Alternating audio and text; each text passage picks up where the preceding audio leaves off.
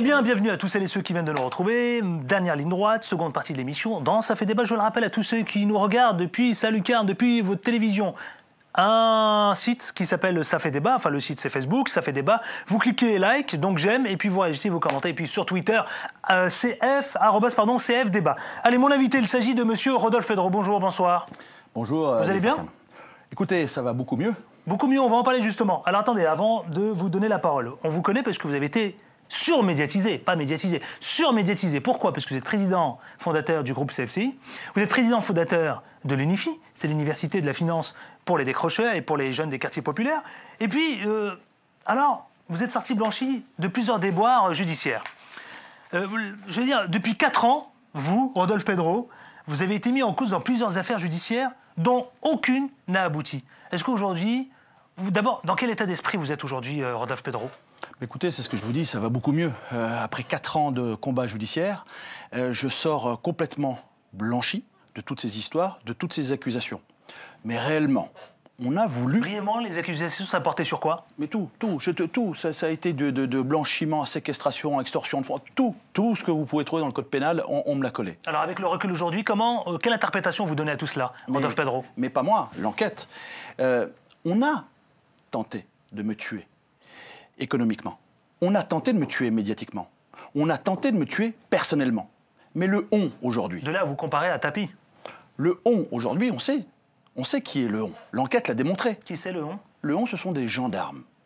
Des ex-gendarmes, reconvertis en détectives, que dis-je, plutôt en barbouzes. Il y en a long à dire aussi sur ces métiers qui conservent leur réseau et leur fonctionnement d'antan, alors qu'ils sont passés dans le privé. Voilà le on, et c'est pas moi qui le dis, c'est l'enquête du juge qui a démontré ça. Alors, si vous voulez, bien sûr que ça va beaucoup mieux, mais finalement, pourquoi tout cela? Mais qu'est-ce que vous en tirez comme leçon? C'est ça qui m'intéresse, moi, si vous voulez, Rodolphe Pedro. Qu'est-ce que vous en tirez comme leçon? Parce que quand je regarde attentivement, vous avez parlé de manipulation, vous avez parlé de complot, vous avez parlé de victimes d'un complot, vous avez dit notamment, il gêne beaucoup, c'est vos avocats qui disent ça, il gêne beaucoup, Rodolphe Pedro. Bien sûr qu'à chaque fois qu'il doit faire une intervention médiatique, on a une histoire rocambolesque qui surgit. Alors maintenant, je vous le dis très sereinement, je vous vois serein aujourd'hui, c'est vrai. Avec un peu de recul, qu'est-ce que vous en tirez comme leçon de tout cela, Rodolphe Pedro? Mais non, c'est pas une leçon. Est-ce que vous en voulez à certains, par exemple? Je vais être encore plus clair dans ma question. Est-ce que vous en voulez à certains? Non, écoutez, Adil Farkan, je n'en veux à personne. Je ne suis pas dans la rancune. Moi, je suis dans l'action et je suis dans la volonté de faire. Ce qui m'interpelle, c'est que dans un pays comme le nôtre, la France, dans une république qui est la nôtre, concevoir qu'on peut être attaqué, qu'on peut se servir de nos instances autant judiciaires que policières pour arriver à des fins qui sont plus des fins politiques qu'autres, on doit se poser question.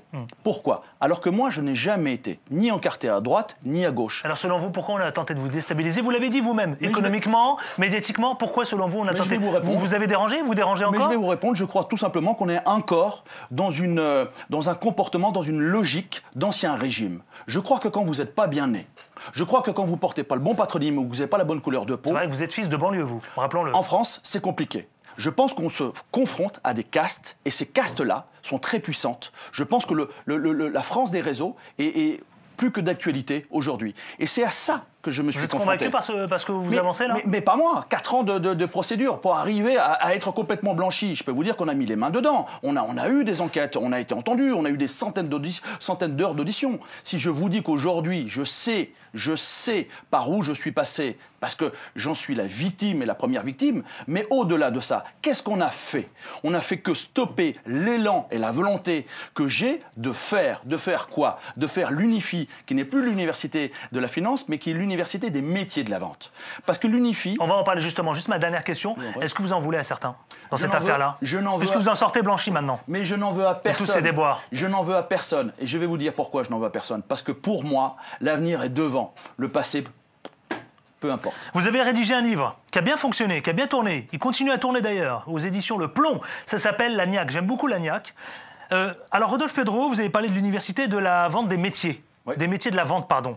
Parlons-en justement. Vous avez créé l'UNIFI à Lyon. D'accord? 2009, oui. Au sein d'une université, d'ailleurs, il faut le dire, tous celles et ceux qui nous regardent, en 2009. Ouais. Vous avez tenté une aventure et c'est comme ça que les affaires ont commencé à, évidemment, avec tous ces déboires. Vous vous êtes installé sur le département du 93. Ouais. Et alors aujourd'hui, est-ce que vous avez envie de revenir sur ce département 93 ? Vous y installez pour vendre l'Unifi, c'est-à-dire le métier de la vente, qui s'adresse à qui d'ailleurs ? Aux décrocheurs toujours et aux jeunes des quartiers populaires ? Écoutez, l'Unifi... Issus de l'immigration ? L'Unifi, c'est un savoir-faire. On a financé 3 promotions. On a aujourd'hui un savoir-faire, une expertise qui est à disposition de nos pouvoirs politiques. C'est pour ça que je me permets d'être chez vous aujourd'hui pour faire un appel à ces pouvoirs politiques en disant « nous avons un savoir-faire ». C'est une solution, ce n'est pas la solution, mais c'est une solution. L'Unifi fonctionne. L'Unifi, c'est s'attaquer au problème des décrocheurs. Les décrocheurs, c'est 200 000 jeunes qui quittent chaque année l'école sans même un bac, encore moins un BPC. Pourquoi vous voulez aider les exclus ?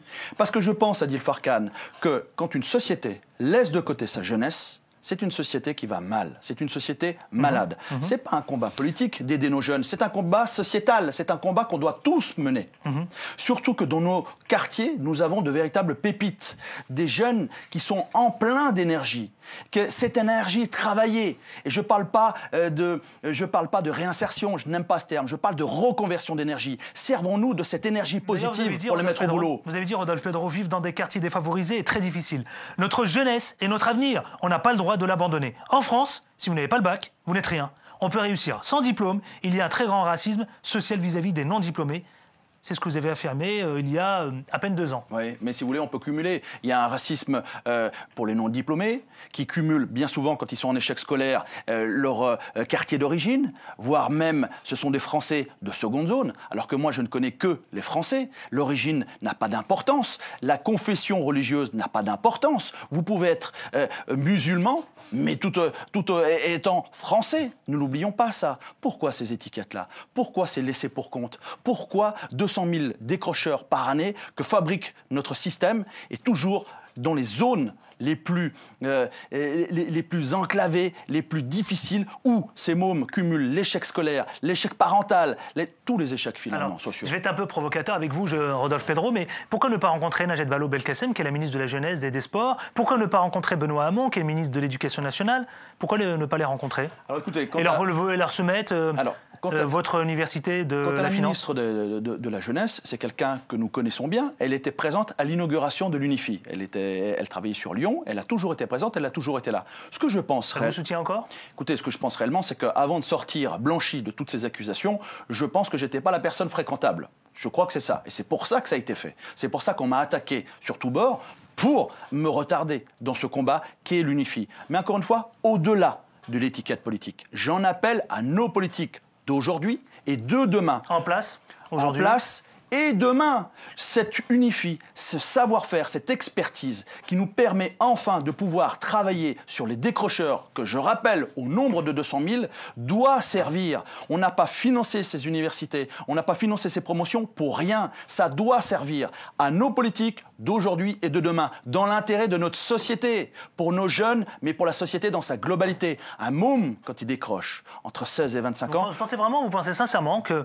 Est-ce que vous avez le sentiment que le gouvernement en place, il y a celui de François Hollande et puis celui de Valls, est-ce que vous avez le sentiment aujourd'hui qu'ils ont une réelle volonté d'aider les décrocheurs, ceux qui quittent le système scolaire ? Écoutez, j'ai été reçu l'année dernière, j'ai été reçu il y a 2 ans au Parlement européen. La problématique des décrocheurs, elle est européenne. Le nombre est édifiant. Mais il y a un vrai problème en France. J'espère que ce gouvernement prend conscience de l'importance d'un jeune qui quitte l'école sans même un bac. Il est aujourd'hui condamné. Aujourd'hui, il ne peut même pas aller au Pôle emploi. De toute façon, il n'a jamais effectué de travail, il n'a jamais eu de boulot. Vous voulez qu'il fasse quoi ? Donc votre objectif, c'est de les récupérer, ces décrocheurs, et de leur fournir, clé en main, une formation. Elle dure combien de temps cette formation ? Et il s'agit de quoi précisément ? Vous avez démarré avec Unifi, l'université de la finance. Aujourd'hui, c'est l'université des métiers de la vente. Ça veut dire quoi et c'est sur combien de temps ? Mais bien sûr, je suis allé... Et surtout, est-ce qu'elle est gratuite ou payante ? Alors, d'abord, l'Unifi se veut gratuite et elle est gratuite. Ça, c'est le premier point. On ne peut pas demander à des gens qui sont déjà en échec de tout, qui sont sur le banc de la société, en plus de venir payer. Ça ne tient pas la route. Donc, elle est gratuite. C'est le premier point. Moi, je pense qu'on ne peut trouver sa place dans la société que par le travail. L'idée même, c'est pas de réapprendre à écrire à ces décrocheurs. Ils n'ont pas envie d'écrire. Ils ont envie de gagner de l'argent, d'avoir un boulot, de gagner de l'argent, un boulot valorisant pour pouvoir s'inscrire durablement dans l'emploi. L'idée de l'Unifi, c'est d'accéder à des métiers qui sont les métiers de la vente. Bien sûr qu'on a commencé par la finance, c'est mon métier. Donc on a commencé par ce qu'on appelle l'habilitation professionnelle, qui délivre un livret de stage qui vous permet d'être courtier en assurance. De là sont venus se joindre à nous AXA. Vous avez un site par exemple ? Oui, le site Unifi. Vous tapez Unifi tout simplement, 10 000 emplois. Je crois qu'il apparaît à l'écran là, c'est ça, 10 000 emplois.wordpress.com. Exactement, vous tapez Unifi, ça fonctionne aussi, vous tapez Rodolphe Pedro, ça fonctionne aussi. J'aimerais beaucoup qu'on tape la volonté des politiques et ça fonctionne aussi, ça serait formidable. Si vous voulez, d'autres sont venus nous rejoindre. AXA a pris nos jeunes, au même titre que n'importe quelle autre école de commerce. Vous avez eu April Santé et Swiss Life. Swiss Life nous a pris des promotions en entier.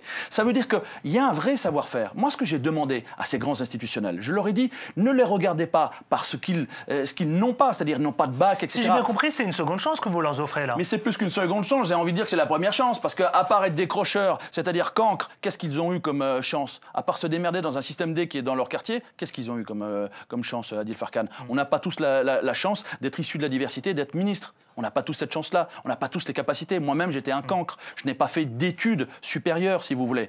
Moi, j'ai dû créer mon emploi, créer mes entreprises pour arriver à avoir ce train de vie aujourd'hui. Donc, si j'ai bien compris, là, c'est un métier de placement de produits en finance. Ça, c'était le métier de courtier en assurance. Ouais. Puis on a besoin d'avancer, Rodolphe Pedro. Pardonnez-moi, Monsieur Pedro, mais est-ce que, là, concrètement, vous avez toujours envie de vous installer sur le département du 93 ? Actuellement, j'ai envie de mettre à disposition notre expertise, notre savoir-faire auprès des pouvoirs politiques. Je n'irai plus tout seul. Adil Farkan, je viens de sortir 4 ans de procédure judiciaire où j'ai tout entendu, tout lu sur moi. Je n'irai plus tout seul. Où les pouvoirs politiques me suivent, moi j'ai fait le job. Je suis un citoyen, j'ai fait le job. J'ai financé, j'ai créé, j'ai formé et j'ai placé. Est-ce qu'il y a un message que vous avez envie de délivrer, là, aujourd'hui, si les différents ministres nous regardent ce soir, qu'est-ce que vous avez envie de leur dire ? Le seul message qu'il y a, c'est qu'on a une jeunesse qui a un besoin grandissant de trouver sa place dans la société. Et il faut arrêter de les stigmatiser, cette jeunesse-là. À part les périodes de rébellion qu'on peut tous avoir à un moment donné de sa vie, cette jeunesse-là a envie de bosser. Mais de bosser non pas avec un gyrophare jaune sur la tête comme un employé communal, ils ont envie de bosser dans un métier valorisant. Et l'Unifi, c'est la possibilité d'un tremplin sur des métiers de la vente valorisants, qui les inscriront dans un travail valorisant. C'est important, valoriser la personne, pas le travail. J'espère pour vous que le message en tout cas est transmis. Allez, Rodolphe Pedro, tout le monde y passe, personne n'y échappe, ça s'appelle le 5 questions en 10 secondes. C'est parti. Vous, l'Afrique, un mot, c'est pas une phrase, hein. L'amour. L'amour, l'Afrique, quelle priorité? Un mot. Ma famille. France-Afrique, ça évoque quoi pour vous? Pas que du bien. Ah, c'est pas mal. Afrique et démocratie, vous répondez quoi sans langue de bois? Mais je crois que vous connaissez pas la langue de bois. Non. Sans les blancs, grandement possible. Et enfin, dernier mot pour celles et ceux qui vous regardent, je sais pas, autour de l'Unifi par exemple, votre mot. Que chacun prenne ses responsabilités et donne la chance à l'autre. Parce que nous devons donner la chance à nos jeunes. C'est une question de survie de notre société. Merci à vous, c'était mon invité dans Ça fait débat en deuxième partie. Vous pouvez réagir et commenter sur la page Facebook Ça fait débat. Et puis sur Twitter, CF débat. Merci à vous infiniment, Rodolphe Pedro, d'être venu ici. D'abord à la fois éclaircir, puisque vous êtes ressorti blanchi de toutes ces déboires judiciaires, et puis parler de l'Unifi qui continue, qui poursuit sa route. Parlons de son ouvrage aux éditions Le Plomb, ça s'appelle L'Agnac, c'est Rodolphe Pedro. Et enfin, vous êtes président fondateur du groupe CFCI. Merci à vous, on se retrouve la semaine prochaine avec autant de plaisir. D'ici là, portez-vous bien. Ciao, ciao. Merci.